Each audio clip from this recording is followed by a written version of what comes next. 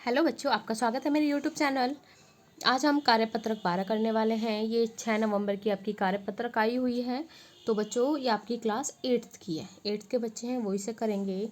इसमें हमारे जो बुक है, हमारे अतीत व्यापार से साम्राज्य तक, इसमें जो टॉपिक है हम वो करने वाले हैं। यहाँ आप अपने टीचर का नाम लिखोगे, आप अपना अपना नाम लिखोगे।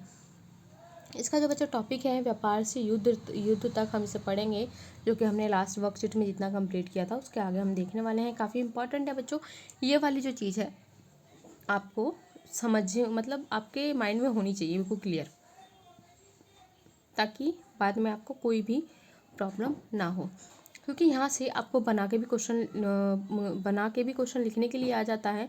तो अगर आपके माइंड में ये एक स्टोरी की तरह से अगर पूरा बिल्ड हो जाएगा तो आपको समझने में काफ़ी ईजी होगा। औरंगजेब की मृत्यु के बाद मुगल शासन कमज़ोर हो गया और क्षेत्रीय शासक अपनी ताकत दिखाने लगे।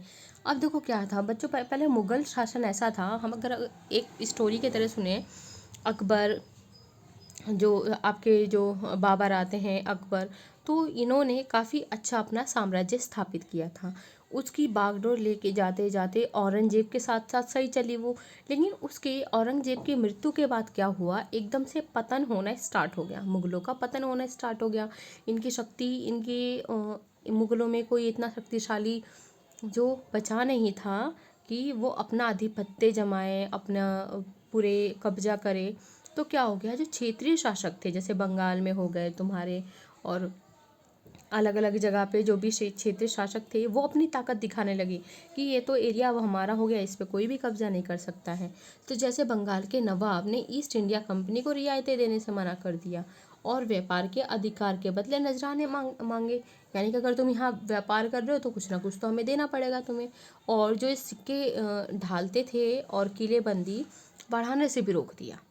अभी इन्होंने पूरा कह दिया कि क्योंकि ये सारी परमिशन मुगलों ने दे दी थी ईस्ट इंडिया कंपनी को। लेकिन जैसे ही औरंगजेब की मृत्यु होती है, ये लोग कहते हैं कि नहीं भाई, यहाँ से हम ना ही तो तुम्हें रियायतें देंगे, और अगर तुम यहाँ पे व्यापार कर रहे हो तो उसके बदले हमें कोई ना कोई टैक्स देना पड़ेगा नजराने के रूप में।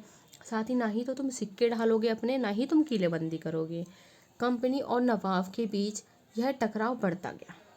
ये जो टकराव है बच्चों बढ़ता गया, और जो अब हम यहाँ बात कर रहे हैं, अब ध्यान से सुनने वाली चीज़ है कि हम किसकी बात करें, कंपनी और बंगाल के नवाब की बात कर रहे हैं। किसके बीच लड़ाई चल रही है, जो आपकी ईस्ट इंडिया कंपनी, यानी कि जो अंग्रेज हमारे भारत आए थे, उन्होंने जो अपनी कंपनी स्टार्ट करी थी उसकी, और बंगाल के जो नवाब था उस टाइम पे। सन 1956 में अली वर्दी खां की मृत्यु के बाद सिराजुद्दौला बंगाल के नवाब बने। 1756 में अली वर्दी खां की मृत्यु हो गई थी। अब आते हैं सिराजुद्दौला, बंगाल के नवाब। कंपनी को उनकी ताकत से भय था। कंपनी को उनकी जगह कठपुतली नवाब चाहती थी जो उनके इशारों पे नाचे, क्योंकि सिराजुद्दौला कंपनी के खिलाफ थे। वो कहते थे नहीं भाई, हम तो तुम्हें फ्री कोई चीज़ नहीं देंगे, अगर तुम यहाँ पे हमारे देश में आके कोई भी व्यापार कर रहे हो तो तुम्हें टैक्स देना पड़ेगा, हम तुम ऐसे दें। तो कंपनी को इनसे भय था कि कहीं ना कहीं ये हमारे लिए प्रॉब्लम खड़ा करेगा, तो इसे यहाँ से हटा के हमें कोई ऐसा नवाब बंगाल में बिठाना पड़ेगा जो हमारे इशारों पे नाचे। इसलिए उसे क्या कहा गया है, कठपुतली नवाब, ताकि इनके इशारों पे नाचे वो। सिराजुद्दौला ने कंपनी को उनके राजनीतिक मामलों में टांग न अड़ाने का हुक्म दिया। सिराजुद्दौला ने हुक्म दिया कि हमारे राजनीतिक मामले में हमारा कोई काम है, उसमें कंपनी कोई भी टांग नहीं अड़ाएगी, ना कुछ कहेगी, और टैक्स अदा करने को कहा। लेकिन कंपनी ने बात नहीं मानी।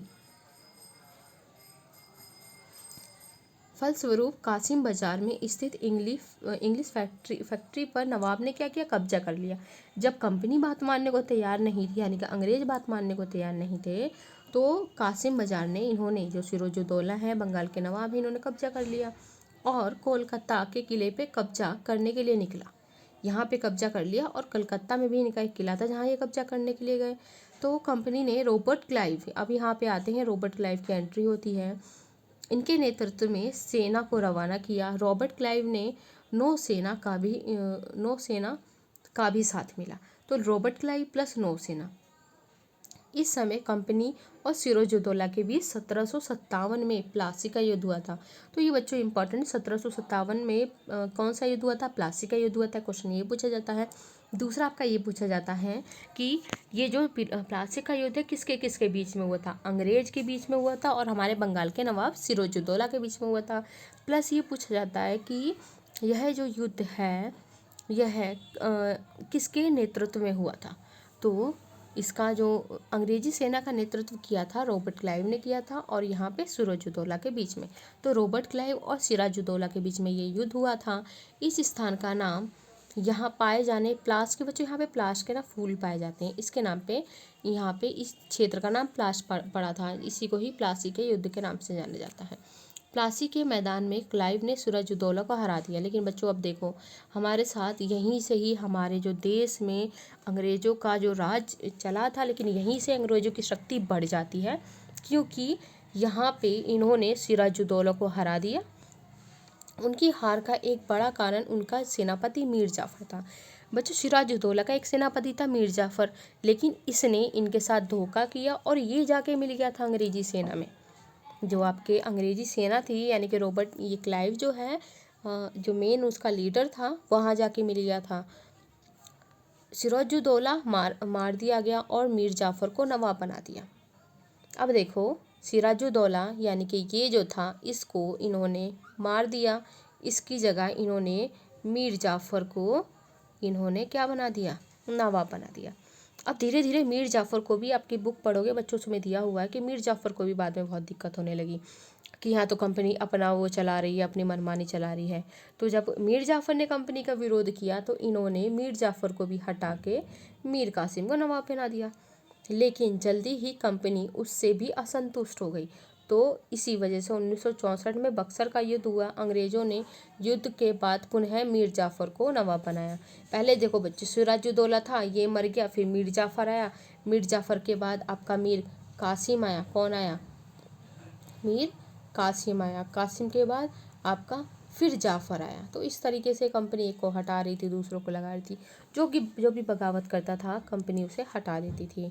उनकी मृत्यु के बाद मीर जाफ़र को नवाब बनाया गया। और जब मीर जाफ़र की मृत्यु के बाद इन्होंने क्या किया, 1765 में मुग़ल बादशाह ने कंपनी को ही बंगाल का दीवानी यानी कि भू राजस्व वसूल देने का अधिकार दे दिया। इस तरह कंपनी ने खुद नवाब बन बैठी। अब देखो यहाँ पे सबसे बड़ी जो गलती करते हैं मुग़ल बादशाह करते हैं, इन्होंने क्या किया, कंपनी को ही बंगाल का दीवानी बना दिया। यानी कि जो कंपनी है वही टैक्स वसूलेगी यहाँ से। तो इस तरीके से इन्हों को ही क्या बना दिया, कंपनी अब यहाँ पे खुद ही नवाब बन बैठी। यानी कि जो पहले सिराजुद्दौला नवाब थे। देखो बच्चों यहाँ पे थोड़ा आपको थोड़ी सी समझने में कन्फ्यूज़न होगी, लेकिन बहुत अच्छा टॉपिक है ये। देखो इसमें क्या हुआ, एक बहुत अच्छा आप स्टोरी की तरह इसे समझ सकते हो। यहाँ पे हम दो लोगों की बात करते हैं, यानी कि अंग्रेज़ की बात कर रहे हैं और हमारे जो बंगाल यानी कि पश्चिम बंगाल जो है आपका, वहाँ पे जो नवाब थे सिराजुद्दौला थे। ठीक है बच्चों, ये लोग थे। तो यहाँ तो इनका जो नेतृत्व था, इन्होंने अपना एक आदमी भेजा। कौन था वो? क्लाइव था। हमने पढ़ा था ना रॉबर्ट क्लाइव, ये क्लाइव था। तो इनका यहाँ पे सिराजुद्दौला था, लेकिन सिराजुद्दौला अपने ही सेनापति की वजह से हारा गया क्योंकि इसका सेनापति जाके इनके साथ मिल लिया था।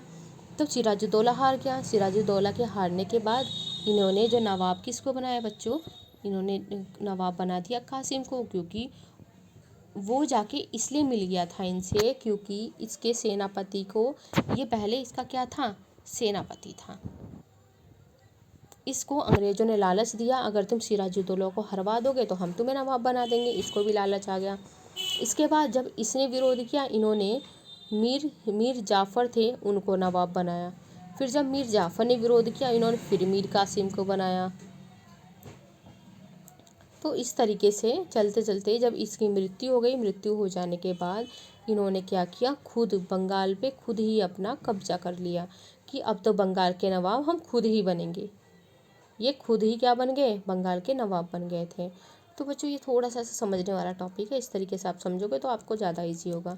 और इसमें आपका क्या है, प्लासी का युद्ध किसके किसके बीच में हुआ था, सिराजुद्दौला और रॉबर्ट क्लाइव के बीच में हुआ था।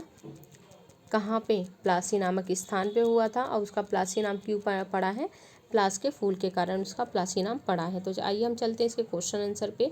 तो सबसे पहले आप इसके क्वेश्चंस देख लो, यहाँ पे प्रश्न देख लो कि प्लासी का नाम किस तरह से पढ़ा। आपको इसमें प्लास के फूल के कारण आगे कराऊंगी मैं। बंगाल के नवाबों और ईस्ट इंडिया कंपनी के बीच किन किन बातों पर विवाद हुआ था, ये भी आगे पढ़ेंगे। सिराजुद्दौला की हार का मुख्य कारण क्या था, मैंने बताया आपको। इसका जो सेनापति था वो जाके अंग्रेजों से मिल गया था, कौन, मीर कासिम, मीर कासिम नाम था उसका। दीवानी से आप क्या समझते हैं, तो हम सब आगे देखते हैं। आपका जो पहला इसमें आंसर है वो है प्लासी का नाम यहाँ पाए जाने वाले प्लास के फूलों के नाम पे पड़ा। ठीक है, आपका फर्स्ट है। सेकंड है बंगाल के नवाब ने ईस्ट इंडिया कंपनी को रियायत देने से मना कर दिया, जिससे किलेबंदी तथा सिक्के ढालने से भी रोक दिया गया था। क्लियर है। आप इसमें और भी पॉइंट, लेकिन आपको इतना पॉइंट बच्चों बहुत है। तीसरा आपके हैं इसकी हार का मुख्य कारण उसका सेनापति मीर जाफर था। कौन था बच्चों, मीर जाफर था। फोर्थ आपके हैं दीवानी भू राजस्व वसूलने का अधिकार। दीवानी क्या है, भू राजस्व वसूलने का अधिकार है। तो इसमें बच्चों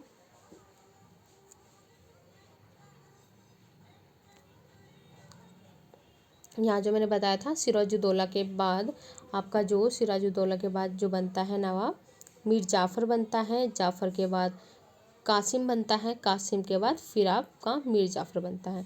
तो देखो कितनी बार आपके चेंज होते हैं, एक बार आप इसे देख लो, यहाँ पे पहला और ये आपका है दूसरी बार, फिर तीसरी बार फिर कासिम आता है, फिर जाफ़र आता है। वहाँ थोड़ी सी मिस्टेक हो गई थी, आप यहाँ करेक्ट कर लो।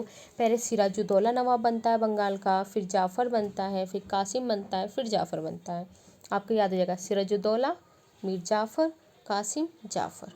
क्लियर है, जाफ़र कासिम जाफ़र, ये ज़्यादा इंपॉर्टेंट है। पहले जाफ़र आया, फिर कासिम आया है, फिर जाफ़र आया है। मैंने थोड़ा सा वहाँ पे मिस्टेक हो गई थी बताते टाइम पे, उसे करेक्ट कर लेना।